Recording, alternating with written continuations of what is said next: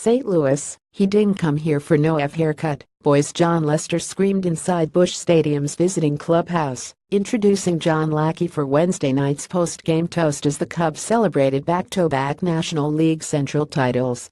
Lackey waded into the middle of the mosh pit after his big boy game, a 51 win over the St. Louis Cardinals that eliminated the Milwaukee Brewers from the division race, and again showed the defending World Series champs are ready for October.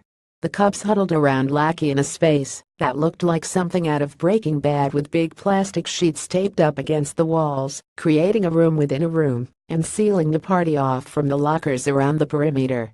It got quiet for Lester, who won another World Series ring with Lackey as part of the 2013 Boston Red Sox, and sees him much differently than the perceptions of the old cowboy, bickering with umpires, throwing his hands up at infielders and firing off one-liners at reporters.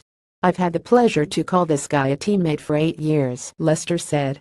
"I've learned a lot about this game from this guy. And I'm sure you guys have too. He's one of the best teammates and one of the best people I've ever got to play with." Tonight was probably his last regular season start. "Here's to one hell of a F career with that." Teammates sprayed beer all over Lackey, the Cubs back in their sequential element after a 43-45 first half that looked like sleepwalking, and a 46-24 sprint since the All-Star break. Lackey, the guy who promised he would never go on a David Ross-style retirement party, held up a handle of Crown Royal and poured the whiskey all over his face and down his throat. The Cubs were feeling no pain, from Lester's left shoulder to Jake Arrieta's right hamstring to Lackey's bubble status on any playoff rotation. There will be more than a week to break down how they match up against the Washington Nationals and where they could be vulnerable.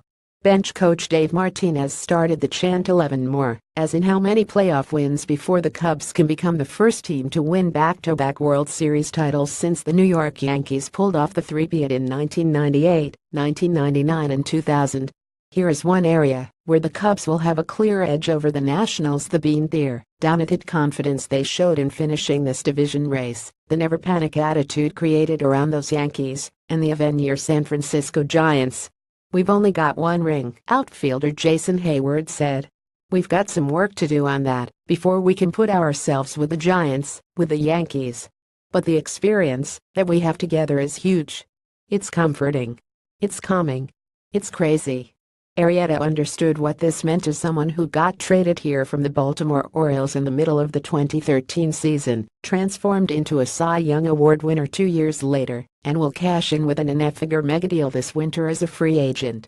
"The front office has done a tremendous job of acquiring players and drafting players and developing those players," Arrieta said. "If you do those three things successfully, you're going to put a quality product on the field, year in and year out. That's what I saw when I first got here, all these young players that were really close to being at the big league level. Then in 15, a bunch of these guys get there. And then in 16, we had more. This could be, for a lot of the guys in here, a last go-round in this organization. And we're going to do everything in our power to take advantage of it." Drenched in his blue NL Central shirt, blue shorts and Under Armour sandals, President of Baseball Operations Theo Epstein held a Budweiser can in one hand and a green bottle of champagne in the other, the relaxed picture of someone who doesn't have to deal with 100-year sand counting pressure anymore. But this was never going to be only about 1908. It doesn't matter how they got there. The Cubs are coming now. "It's opportunity," Epstein said. "I don't know, but I assume people aren't picking us to win the whole thing. That doesn't really matter. Our guys love the adrenaline. They love big games. They love competition at the highest level, so it's an opportunity to go out and make some history."